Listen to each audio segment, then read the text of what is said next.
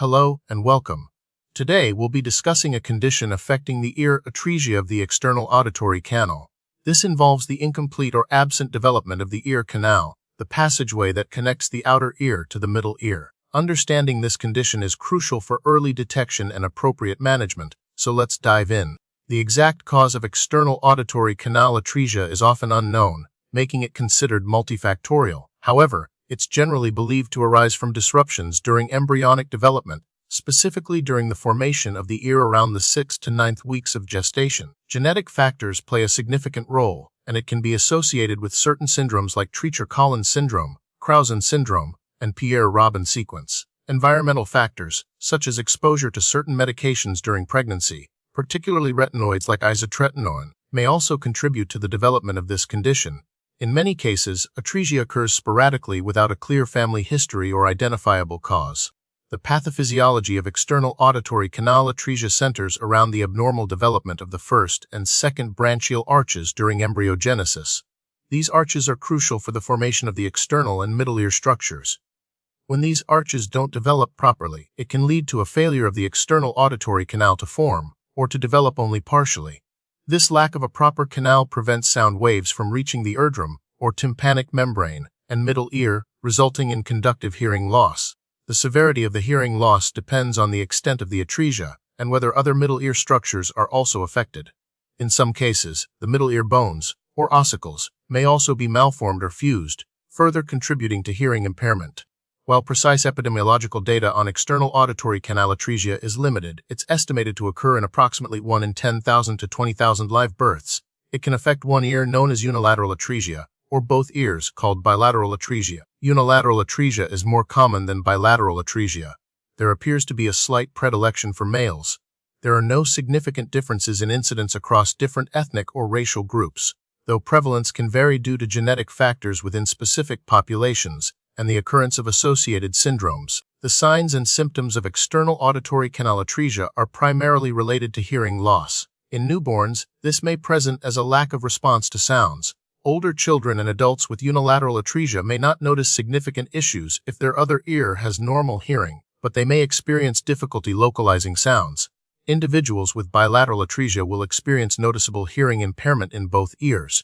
Other potential symptoms include recurrent ear infections if any remnants of the canal trap debris, and sometimes facial asymmetry if the atresia is associated with underlying craniofacial abnormalities or syndromes.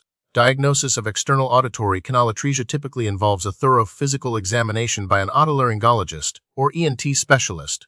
This includes visual inspection of the outer ear and surrounding structures. An audiogram, or hearing test, is performed to determine the degree of hearing loss.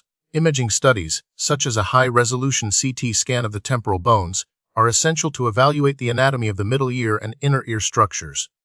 This helps determine the extent of the atresia, the presence of any associated middle ear abnormalities, and the suitability for surgical correction. Genetic testing may be recommended if the atresia is suspected to be part of a larger syndrome. External auditory canal atresia can be classified based on the severity of the malformation and the presence of associated middle ear abnormalities. A common classification system divides atresia into 3 categories: mild, moderate, and severe. Mild atresia involves a slight narrowing of the ear canal with relatively normal middle ear structures.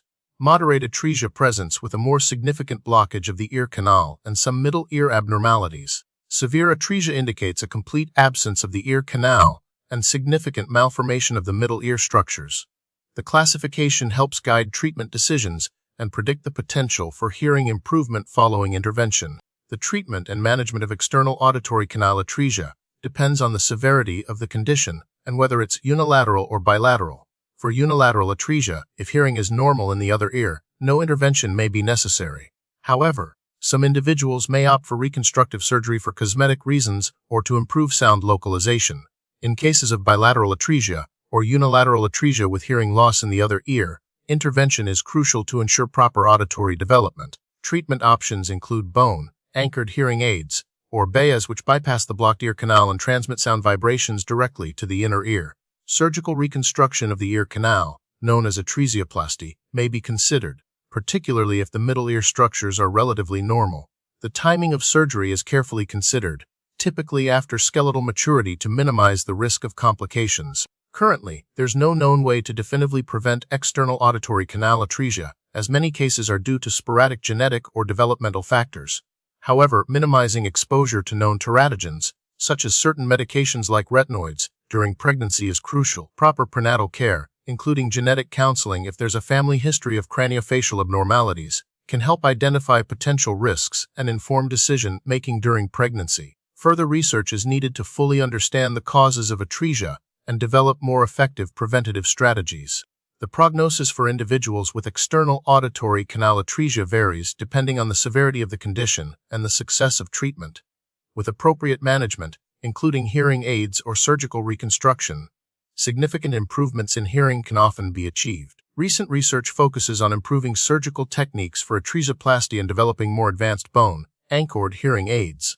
Studies are also exploring the use of tissue engineering and 3D printing to create customized ear canal implants. Early intervention and ongoing audiological monitoring are essential to optimize outcomes and ensure that individuals with atresia can lead full and productive lives.